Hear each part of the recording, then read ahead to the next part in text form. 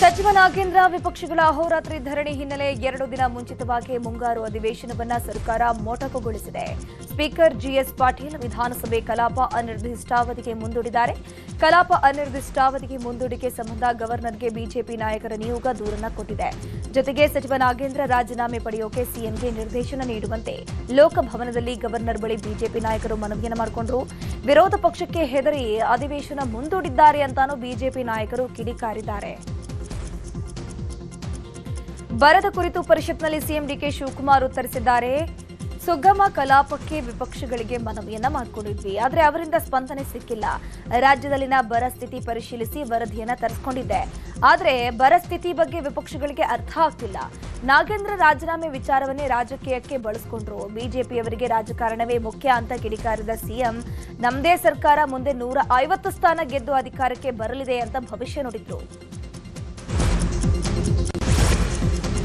ಸಚಿವ ಬಿ ನಾಗೇಂದ್ರ ರಾಜೀನಾಮೆಗೆ ಆಗ್ರಹಿಸಿ ಬಿಜೆಪಿ ಹೋರಾಟ ಮತ್ತಷ್ಟು ತೀವ್ರಗೊಳಿಸೋಕೆ ಮುಂದಾಗಿದೆ. ಸದನದ ಒಳಗಿನ ಹೋರಾಟದ ಬಳಿಕ ಇದೀಗ ರಾಜ್ಯಾದ್ಯಂತ ಪ್ರತಿಭಟನೆ ಹಾಗೂ ದಾವಣಗೆರೆಯಿಂದ ಬಳ್ಳಾರಿಯವರೆಗೆ ಪಾದಯಾತ್ರೆಗೆ ಬಿಜೆಪಿ ಪ್ಲಾನ್ ಮಾಡಿಕೊಂಡಿದೆ.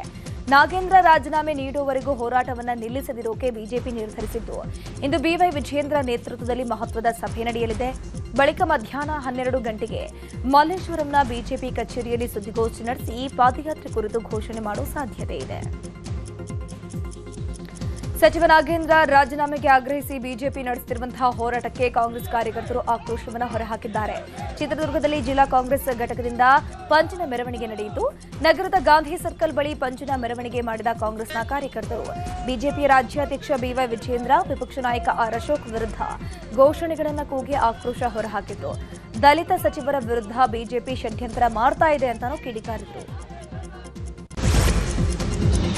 ಬಿಜೆಪಿ ರಾಜ್ಯದ ಜನರ ಸಮಸ್ಯೆಯನ್ನು ಮರೆತಿದೆ, ತಮ್ಮ ವೈಯಕ್ತಿಕ ಪ್ರತಿಷ್ಠೆ ಉಳಿಸಿಕೊಳ್ಳೋಕೆ ಮುಂದಾಗಿದೆ ಅಂತ ಅಬಕಾರಿ ಸಚಿವ ಶಿವಲಿಂಗೇಗೌಡ ಗುಡುಗಿದ್ದಾರೆ. ಪಾರ್ಲಿಮೆಂಟ್ನಲ್ಲಿ ಯುವಕರ ಹೋರಾಟದಿಂದ ಸದನ ನಡೆಯಲಿಲ್ಲ, ಅದಕ್ಕೀಗ ರಾಜ್ಯದಲ್ಲಿ ಬಿಜೆಪಿಯವರು ಸದನ ನಡೆಸೋಕೆ ಅಡ್ಡಿ ಮಾಡ್ತಾ ಇದ್ದಾರೆ. ನಾಗೇಂದ್ರ ಬಗ್ಗೆ ಸ್ಪೀಕರ್ಗೆ ಅರ್ಜಿ ಕೊಟ್ಟು ಚರ್ಚಿಸಬೇಕಿತ್ತು, ಅದನ್ನು ಬಿಟ್ಟು ಸದನಕ್ಕೆ ಅಡ್ಡಿ ಮಾಡಿದ್ದು ಖಂಡನೀಯ ಅಂತ ಶಿವಲಿಂಗೇಗೌಡ ಬೇಸರವನ್ನು ವ್ಯಕ್ತಪಡಿಸಿದ್ದಾರೆ. ಮುಂಗಾರು ಅಧಿವೇಶನವನ್ನು ಸರ್ಕಾರ ಮೊಟಕುಗೊಳಿಸಿರುವಂತಹ ವಿಚಾರಕ್ಕೆ ಸಚಿವ ಚರಣ್ ಪ್ರಕಾಶ್ ಪಾಟೀಲ್ ರಿಯಾಕ್ಷನ್ ಕೊಟ್ಟಿದ್ದಾರೆ. ಬಿಜೆಪಿ ಸದಸ್ಯರು ವಿಧಾನಸಭೆ ಕಲಾಪ ನಡೆಸುವುದಕ್ಕೆ ಸುಗಮ ಅವಕಾಶ ಮಾಡಿಕೊಡಲಿಲ್ಲ. ಸಂಸತ್ನಲ್ಲಿ ಬೇರೆಯೇ ಸನ್ನಿವೇಶವಿತ್ತು, ಅಲ್ಲಿ ದೇಶದಾದ್ಯಂತ ಜೆನ್ಸಿ ಹೋರಾಟ ಇತ್ತು. ನಾಗೇಂದ್ರ ವಿಚಾರದಲ್ಲಿ ಹೊಸದೇನಿಲ್ಲ, ಈಗಾಗಲೇ ಅವರು ರಾಜೀನಾಮೆ ಕೊಟ್ಟಿದ್ರು, ಸಾಬೀತಾಗದ ಹಿನ್ನೆಲೆ ಮತ್ತೆ ಸಚಿವ ಸ್ಥಾನ ನೀಡಲಾಗಿದೆ ಅಂತಂದ್ರು.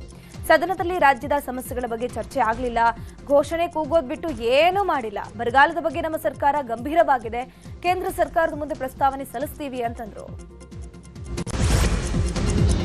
7,042 ಕೋಟಿ ರೂಪಾಯಿಯ ಪೂರಕ ಅಂದಾಜು ಮಂಡಿಸಿದ್ದಾರೆ ಸಿಎಂ ಡಿಕೆ ಶಿವಕುಮಾರ್. ವಿಧಾನಸೌಧದಲ್ಲಿ ಪೂರಕ ಅಂದಾಜಿನ ವಿವರ ಕೊಟ್ಟಿದ್ದಾರೆ ಸಿಎಂ.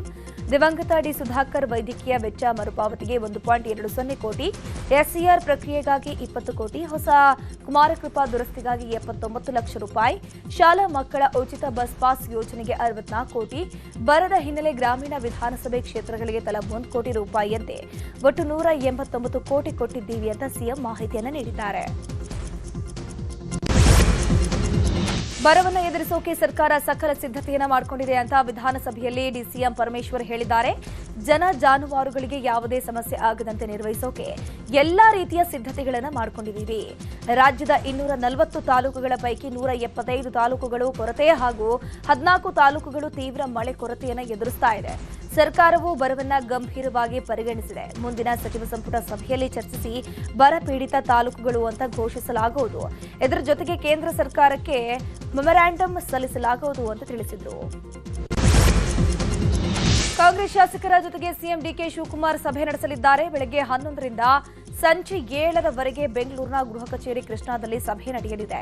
ಬೆಂಗಳೂರು ಹೊರತುಪಡಿಸಿ ರಾಜ್ಯದ ಎಲ್ಲ ಜಿಲ್ಲೆಗಳ ಕಾಂಗ್ರೆಸ್ನ ಶಾಸಕರ ಜೊತೆಗೆ ಸಿಎಂ ಸಮಗ್ರ ಅಭಿವೃದ್ಧಿ ಕುರಿತು ಚರ್ಚೆ ನಡೆಸಲಿದ್ದಾರೆ.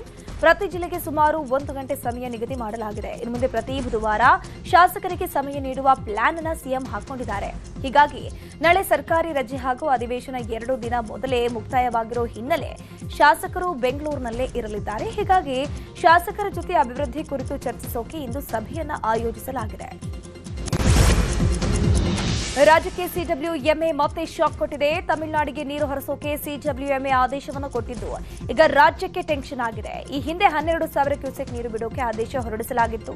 ಆದ್ರೀಗ 9,000 ಕ್ಯೂಸೆಕ್ ನೀರು ಬಿಡೋಕೆ ಸೂಚನೆ ಇದೆ. ಇಂದಿನಿಂದ ಮುಂದಿನ 15 ದಿನಗಳ ಕಾಲ ನೀರು ಹರಿಸಬೇಕು ಅಂತ ಸೂಚನೆ ನೀಡಲಾಗಿರುವುದು.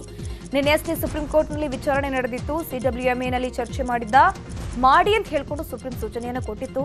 ಈ ಬೆನ್ನಲ್ಲೇ ಸಿಡಬ್ಲ್ಯೂಎಂಎ ಈ ಆದೇಶವನ್ನು ಹೊರಡಿಸಿದೆ. ಬೆಂಗಳೂರಿನ ಪಾರ್ಕಿಂಗ್ ನೀತಿಗೆ ಸಚಿವ ರಾಮಲಿಂಗಾರೆಡ್ಡಿ ಅಸಮಾಧಾನ ವ್ಯಕ್ತಪಡಿಸಿದ್ದು ಸಿಎಂ ಡಿಕೆ ಶಿವಕುಮಾರ್ಗೆ ಪತ್ರವನ್ನು ಬರೆದಿದ್ದಾರೆ. ರಸ್ತೆ ಬದಿ ಪಾರ್ಕಿಂಗ್ಗೆ 15,000ದಿಂದ 25,000 ವಾರ್ಷಿಕ ಶುಲ್ಕ ಪ್ರಸ್ತಾವನೆ ಇದೆ. ಪ್ರಸ್ತಾವಿತ ಶುಲ್ಕದಿಂದ ಸಾಮಾನ್ಯ ಜನರಿಗೆ ಆರ್ಥಿಕ ಹೊರೆಯಾಗಲಿದೆ. ಪಾರ್ಕಿಂಗ್ ಶುಲ್ಕದ ಪ್ರಸ್ತಾವನೆ ಮರುಪರಿಶೀಲಿಸಿ ಹಳೆಯ ಕಟ್ಟಡಗಳು, ಬಡಾವಣೆಗಳಲ್ಲಿ ಪಾರ್ಕಿಂಗ್ ವ್ಯವಸ್ಥೆ ಇಲ್ಲದ ಕುಟುಂಬಗಳಿಗೆ ವಿನಾಯಿತಿಯನ್ನು ನೀಡುವಂತೆ ಸಿಎಂಗೆ ಮನವಿಯನ್ನು ಮಾಡಿಕೊಂಡಿದ್ದಾರೆ. ಖಾಲಿ ನಿವೇಶನ ಸ್ವಚ್ಛಗೊಳಿಸಿದ ಮಾಲೀಕರಿಗೆ ಬಿಸಿ ಮುಟ್ಟಿಸೋಕೆ ಜಿಬಿಎ ತಯಾರಿ ನಡೆಸಿದೆ. ಇದೇ ಗುರುವಾರದಿಂದ ನಗರ ಪಾಲಿಕೆ ವ್ಯಾಪ್ತಿಯಲ್ಲಿ ಖಾಲಿ ನಿವೇಶನ ಸ್ವಚ್ಛತಾ ಕಾರ್ಯ ಆರಂಭ ಆಗಲಿದೆ. ಸ್ವಚ್ಛಗೊಳಿಸಬೇಕಾದ ಖಾಲಿ ನಿವೇಶನಗಳಿಗೆ ನೋಟಿಸ್ ಅಂಟಿಸೋಕೆ ಪಾಲಿಕೆ ಅಧಿಕಾರಿಗಳಿಗೆ ಸಚಿವ ಕೃಷ್ಣ ಬೈರೇಗೌಡ ಸೂಚನೆ ಕೊಟ್ಟಿದ್ದಾರೆ. ಇನ್ನು ಕ್ಲಿಯರ್ ಇಟ್ ತಂತ್ರಾಂಶದಲ್ಲಿ ಸ್ವಚ್ಛತಾ ಕಾರ್ಯದ ಸಂಪೂರ್ಣ ಮಾಹಿತಿ ಲಭ್ಯ ಇರಲಿದೆ. ಖಾಲಿ ನಿವೇಶನಗಳನ್ನು ಕಂದಾಯ ಅಧಿಕಾರಿಗಳು ಗುರುತಿಸಿ ಪಟ್ಟಿ ಮಾಡೋಕೆ ಸೂಚನೆಯನ್ನು ನೀಡಲಾಗಿದೆ. ಬಿಡದಿ ಟೌನ್ಶಿಪ್ ಯೋಜನೆಯನ್ನು ವಿರೋಧಿಸಿ ನಡೆಯುತ್ತಿರುವಂತಹ ರೈತರ ಹೋರಾಟ ಇಂದಿನಿಂದ ಫ್ರೆಂಡ್ ಪಾರ್ಕ್ನಲ್ಲಿ ಶುರುವಾಗಲಿದೆ. ಅನಿರ್ದಿಷ್ಟಾವಧಿ ಧರಣಿ ನಡೆಸೋಕೆ ಬಿಡದಿಯ ರೈತರು ನಿರ್ಧರಿಸಿದ್ದಾರೆ. ಬೆಳಗ್ಗೆ 10 ಪ್ರತಿಭಟನೆ ಪ್ರಾರಂಭ ಆಗಲಿದ್ದು ರಾಜ್ಯ ರೈತ ಸಂಘದ ಕಾರ್ಯಕರ್ತರು ಹಾಗೂ ಇತರೆ ಸಂಘಟನೆಗಳು ಬೆಂಬಲವನ್ನು ನೀಡಲಿವೆ. ಬಿಡದಿಯ ಭೈರಮಂಗಲ ಹಾಗೂ ಕುಂಚಗಾರನಹಳ್ಳಿ ಪಂಚಾಯಿತಿಯ ರೈತರು, ಮಹಿಳೆಯರು ಭಾಗಿಯಾಗಲಿದ್ದಾರೆ. ಯೋಜನೆ ಕೈ ಬಿಡುವವರೆಗೂ ಪ್ರತಿಭಟನೆ ನಡೆಯಲಿದೆ ಎನ್ನಲಾಗ್ತಾ ಇದೆ. ವಿವಿಧ ಬೇಡಿಕೆಗಳ ಈಡೇರಿಕೆಗೆ ಆಗ್ರಹಿಸಿ ಅಂಗನವಾಡಿ ಕಾರ್ಯಕರ್ತೆಯರು ಮತ್ತು ಸಹಾಯಕಿಯರ ಫೆಡರೇಷನ್ ಇವತ್ತು ಪ್ರತಿಭಟನೆ ನಡೆಸಲಿದ್ದಾರೆ. ರಾಜ್ಯ ಹಾಗೂ ಕೇಂದ್ರ ಸರ್ಕಾರದ ಎಲ್ಲ ಯೋಜನೆಗಳಿಗೆ, ಸೇವೆಗಳಿಗೆ ಅಂಗನವಾಡಿ ಕಾರ್ಯಕರ್ತೆಯರ ಬಳಕೆ ಮಾಡ್ತಾರೆ. ಹೀಗಿದ್ರೂ ಸರಿಯಾಗಿ ಗೌರವಧನ ನೀಡ್ತಾ ಇಲ್ಲ. ಗೌರವಧನ ಸರಿಯಾಗಿ ಕೊಡಬೇಕು ಮತ್ತು ಹೆಚ್ಚಳ ಮಾಡಬೇಕು ಅಂತ ಆಗ್ರಹಿಸಿ ಪ್ರತಿಭಟನೆಗೆ ಕರೆ ಕೊಡಲಾಗಿದೆ. ಬೆಳಗ್ಗೆ 11 ಗಂಟೆಗೆ ಫ್ರೀಡಂ ಪಾರ್ಕ್ನಲ್ಲಿ ಈ ಒಂದು ಪ್ರತಿಭಟನೆ ನಡೆಯಲಿದೆ. ಬಿಜೆಪಿ ಎಂಎಲ್ಸಿ ರವಿಕುಮಾರ್ಗೆ ಇದೀಗ ಬಂಧನದ ಭೀತಿ ಎದುರಾಗಿದೆ. ಕೋರ್ಟ್ಗೆ ಹಾಜರಾಗದೆ ಗೈರಾಗಿದ್ದ ಹಿನ್ನೆಲೆ 42ನೇ ಎಸಿಜೆಎಂ ಕೋರ್ಟ್ ಜಾಮೀನು ರಹಿತ ಅರೆಸ್ಟ್ ವಾರೆಂಟ್ ಜಾರಿ ಮಾಡಿದೆ. 2025ರಲ್ಲಿ ಕಲಬುರಗಿ ಜಿಲ್ಲಾಧಿಕಾರಿ ಫೌಜಿಯಾ ತರುನ್ನಂ ವಿರುದ್ಧ ರವಿಕುಮಾರ್ ವಿವಾದಾತ್ಮಕ ಹೇಳಿಕೆಯನ್ನು ಕೊಟ್ಟಿದ್ರು. ಈ ಸಂಬಂಧ ಡಿಸಿ ದೂರು ದಾಖಲಿಸಿದ್ದು ಹಲವು ಬಾರಿ ಸಮನ್ಸ್ ಜಾರಿ ಮಾಡಿದ್ರು. ರವಿಕುಮಾರ್ ಕೋರ್ಟ್ಗೆ ಹಾಜರಾಗಿರಲಿಲ್ಲ. ಹೀಗಾಗಿ ನ್ಯಾಯಾಧೀಶ ಸಂದೀಪ್ ಪಾಟೀಲ್ ಇದೀಗ ಜಾಮೀನು ರಹಿತ ಬಂಧನ ವಾರೆಂಟ್ ಅನ್ನು ಹೊರಡಿಸಿದ್ದಾರೆ. ಮುಡಾ ಸೈಟ್ ಹಂಚಿಕೆ ಅಕ್ರಮ ಆರೋಪ ಪ್ರಕರಣದಲ್ಲಿ ಲೋಕಾಯುಕ್ತ ಪೊಲೀಸರು ಸಲ್ಲಿಸಿದ್ದ ಬಿ ರಿಪೋರ್ಟ್ ಪ್ರಶ್ನಿಸಿ ಸ್ನೇಹಮಯಿ ಕೃಷ್ಣ ಹೈಕೋರ್ಟ್ಗೆ ಅರ್ಜಿಯನ್ನು ಸಲ್ಲಿಕೆ ಮಾಡಿದ್ದಾರೆ. ಈ ಅರ್ಜಿಯ ವಿಚಾರಣೆ ನಿನ್ನೆ ನಡೆಯಿತು. ನ್ಯಾಯಾಧೀಶ ನಾಗಪ್ರಸನ್ನ ಅವರಿದ್ದಂತಹ ಪೀಠದಲ್ಲಿ ವಿಚಾರಣೆ ನಡೆಯಿತು. ಸ್ನೇಹಮಯಿ ಕೃಷ್ಣ ಅರ್ಜಿಗೆ ಮಾಜಿ ಸಿಎಂ ಸಿದ್ದರಾಮಯ್ಯ ಪರ ವಕೀಲರು ಆಕ್ಷೇಪ ಸಲ್ಲಿಸಿದ್ದಾರೆ. ಇವತ್ತು ಕೂಡ ಅರ್ಜಿ ವಿಚಾರಣೆ ನಡೆಯಲಿದೆ. ರೇಣುಕಾಸ್ವಾಮಿ ಕೊಲೆ ಪ್ರಕರಣದಲ್ಲಿ ಜೈಲಲ್ಲಿರುವಂತಹ ದರ್ಶನ್ಗೆ ಸಂಕಟದ ಮೇಲೆ ಸಂಕಟ ಶುರುವಾಗಿದೆ. ಆಪ್ತ ಸ್ನೇಹಿತ ಪ್ರದೋಷ್ ಮಾಫಿ ಸಾಕ್ಷಿ ಹೇಳಿಕೆ ಸಂಕಷ್ಟ ತಂದೊಡ್ಡಿದೆ. ಇಂದು ಸಿಸಿಎಚ್ನ 59ನೇ ಕೋರ್ಟ್ನಲ್ಲಿ ಇಂದು ಪ್ರದೋಷ್ ಹೇಳಿಕೆ ದಾಖಲಾಗಲಿದೆ. ನಿನ್ನೆ ನ್ಯಾಯಾಧೀಶರು ರಜೆ ಇದ್ದ ಕಾರಣ ವಿಚಾರಣೆಯನ್ನು ಇವತ್ತಿಗೆ ಮುಂದೂಡಿಕೆ ಮಾಡಲಾಗಿತ್ತು. ಜೊತೆಗೆ A10 ವಿನಯ್ ಮಾಫಿ ಸಾಕ್ಷಿ ಅರ್ಜಿ ಸಂಬಂಧವೂ ವಿಚಾರಣೆ ನಡೆಯುವ ಸಾಧ್ಯತೆ ಇದೆ. ಪಶು ವೈದ್ಯಾಧಿಕಾರಿಗಳ ನೇಮಕಾತಿಯಲ್ಲಿ ಅಕ್ರಮ ಪ್ರಕರಣ ಸಂಬಂಧ ತನಿಖೆ ಮುಂದುವರೆದಿದೆ. ಇಂದು ವಿಚಾರಣೆಗೆ ಹಾಜರಾಗುವಂತೆ ಜ್ಞಾನೇಂದ್ರಗೆ ಇಡಿ ನೋಟಿಸ್ ಅನ್ನು ಕೊಟ್ಟಿತ್ತು. ಹೀಗಾಗಿ ಇಡಿ ಕಚೇರಿಗೆ ಐಎಎಸ್ ಅಧಿಕಾರಿ ಜ್ಞಾನೇಂದ್ರ ಬರೋ ಸಾಧ್ಯತೆ ಇದೆ.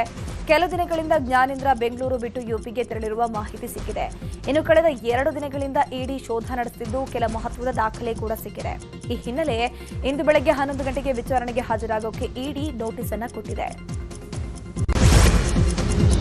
ಬೆಂಗಳೂರು ದಕ್ಷಿಣದ ರಾಮನಗರ ಜಿಲ್ಲಾ ಕಾರಾಗೃಹದ ಮೇಲೆ ಪೊಲೀಸರು ನಿನ್ನೆ ದಾಳಿ ನಡೆಸಿ ಪರಿಶೀಲನೆ ಮಾಡಿದ್ರು. ಜೈಲಿನಲ್ಲಿ ಮೊಬೈಲ್ ಸಿಗರೇಟ್ ಬಳಕೆ ಹಿನ್ನೆಲೆ ರಾಮನಗರದ ಡಿವೈಎಸ್ಪಿ ಶ್ರೀನಿವಾಸ್ ನೇತೃತ್ವದಲ್ಲಿ ದಾಳಿಯಾಗಿತ್ತು. 10ಕ್ಕೂ ಹೆಚ್ಚು ಪೊಲೀಸ್ ಅಧಿಕಾರಿಗಳು 30ಕ್ಕೂ ಹೆಚ್ಚು ಸಿಬ್ಬಂದಿಗಳಿಂದ ದಾಳಿ ನಡೆಸಿ ಜೈಲಿನ ಇಂಚಿಂಚು ಜಾಲಾಡಿ ಜೈಲಾಧಿಕಾರಿಗಳು ಹಾಗೂ ಕೈದಿಗಳನ್ನು ವಿಚಾರಿಸಿದ್ದಾರೆ. ಹಾವೇರಿ ಜಿಲ್ಲೆಯ ಶಿಗ್ಗಾವಿ ಪಟ್ಟಣ ಬಂದ್ ಕರೆ ಬೆನ್ನಲ್ಲೇ ಜಿಲ್ಲಾಡಳಿತದಿಂದ ಪ್ರಮೋದ್ ಮುತಾಲಿಕ್ಗೆ ಬಿಗ್ ಶಾಕ್ ಎದುರಾಗಿದೆ. 2 ತಿಂಗಳ ಕಾಲ ಹಾವೇರಿ ಜಿಲ್ಲೆ ಪ್ರವೇಶಕ್ಕೆ ನಿರ್ಬಂಧಿಸಿ ಜಿಲ್ಲಾಡಳಿತ ಆದೇಶಿಸಿದೆ. ಆಗಸ್ಟ್ 24ರಿಂದ ಅಕ್ಟೋಬರ್ 14ರವರೆಗೆ ಹಾವೇರಿ ಪ್ರವೇಶಿಸುವಂತೆ ಆದೇಶಿಸಿದೆ. ಆಂಜನೇಯ ದೇಗುಲದಲ್ಲಿ ಮೂತ್ರ ವಿಸರ್ಜನೆ ಪ್ರಕರಣ ಸಂಬಂಧ ಶಿಗ್ಗಾವಿ ಪಟ್ಟಣ ಬಂದ್ಗೆ ಕರೆ ನೀಡಿದ್ರಿಂದ ಕಾನೂನು ಸುವ್ಯವಸ್ಥೆ ಕಾಪಾಡುವ ನಿಟ್ಟಿನಲ್ಲಿ ಜಿಲ್ಲಾಡಳಿತ ಕಠಿಣ ಕ್ರಮವನ್ನು ಜರುಗಿಸಿದೆ. ಬೆಂಗಳೂರಿನಲ್ಲಿ ನಿನ್ನೆ ಹಲವೆಡೆ ಭಾರೀ ಮಳೆಯಾಗಿದೆ. ವರುಣನ ಆರ್ಭಟಕ್ಕೆ ಕಮ್ಮನಹಳ್ಳಿಯ ಆಯಿಲ್ ಮಿಲ್ ರೋಡ್ನಲ್ಲಿ ಬೃಹತ್ ಮರ ನೆಲಕಚ್ಚಿದೆ. ಅದೃಷ್ಟವಶಾತ್ ಯಾವುದೇ ಪ್ರಾಣಹಾನಿಯಾಗಿಲ್ಲ. ರಸ್ತೆಗೆ ಮರ ಬಿದ್ದಿದ್ದರಿಂದ ಕೆಲ ಕಾಲ ಸಂಚಾರಕ್ಕೆ ಅಡಚಣೆ ಉಂಟಾಗಿತ್ತು.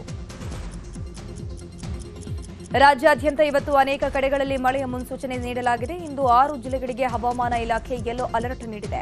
ಉತ್ತರ ಕನ್ನಡ, ಉಡುಪಿ, ದಕ್ಷಿಣ ಕನ್ನಡ, ಶಿವಮೊಗ್ಗ, ಚಿಕ್ಕಮಗಳೂರು, ಕೊಡಗು ಜಿಲ್ಲೆಗೆ ಯೆಲ್ಲೋ ಅಲರ್ಟ್ ನೀಡಿದೆ. ಬೆಂಗಳೂರಿನಲ್ಲೂ ಸಂಜೆ ಮಳೆಯ ಬರುವಂತಹ ಸಾಧ್ಯತೆ ಇದೆ. ಮುನ್ಸೂಚನೆಯನ್ನು ಕೊಡಲಾಗಿದೆ. ಮಳೆ ಬರುವಾಗ ಮರದ ಕೊಂಬೆ ಅಡಿ ನಿಲ್ಲಬಾರದು, ಅನವಶ್ಯಕ ಮನೆಯಿಂದ ಆಚೆ ಬರಬಾರದು, ಗಾಳಿಯ ವೇಗ ಕೂಡ ಜಾಸ್ತಿ ಇರುತ್ತೆ ಅಂತ ಹವಾಮಾನ ಇಲಾಖೆ ತಿಳಿಸಿದೆ.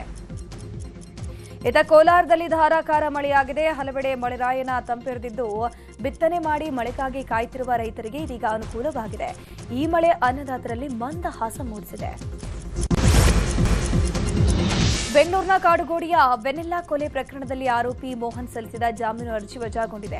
2ನೇ ಸಿಸಿಎಚ್ ಕೋರ್ಟ್ನಲ್ಲಿ ಸಲ್ಲಿಸಿದ್ದ ಜಾಮೀನು ಅರ್ಜಿಯನ್ನು ನ್ಯಾಯಾಲಯ ವಜಾಗೊಳಿಸಿರುವುದು.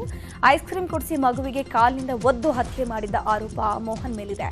ಪ್ರಕರಣದಲ್ಲಿ ಕಾಡುಗೋಡಿಯಿಂದ ಬಾಣಸವಾಡಿ ಎಸಿಪಿಗೆ ಬಳಿಕ ಡಿಸಿಆರ್ಇಗೆ ವರ್ಗಾಯಿಸಲಾಗಿತ್ತು.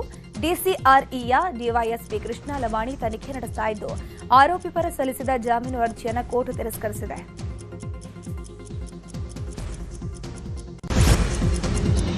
ಯಾದಗಿರಿ ತಾಲೂಕಿನ ಮಲ್ಹಾರ ಗ್ರಾಮದಲ್ಲಿ ಚೆಕ್ ಡ್ಯಾಂಗೆ ಸ್ನಾನಕ್ಕೆ ಹೋಗಿದ್ದ 4 ಯುವಕರ ಪೈಕಿ ಓರ್ವ ನೀರು ಪಾಲಾಗಿದ್ದಾನೆ. ಜಮೀನಿನಲ್ಲಿ ರಸಗೊಬ್ಬರ ಬಿತ್ತಿ ಸ್ನಾನಕ್ಕೆ ತೆರಳಿದ ವೇಳೆ ನೀರಿನ ರಭಸಕ್ಕೆ 20 ವರ್ಷದ ರಂಗಪ್ಪ ಕೊಚ್ಚಿ ಹೋಗಿದ್ದಾನೆ. 3 ಯುವಕರನ್ನ ಮೀನುಗಾರರು ರಕ್ಷಿಸಿದ್ರು. ರಂಗಪ್ಪನನ್ನ ಉಳಿಸೋಕೆ ಸಾಧ್ಯವಾಗಲಿಲ್ಲ.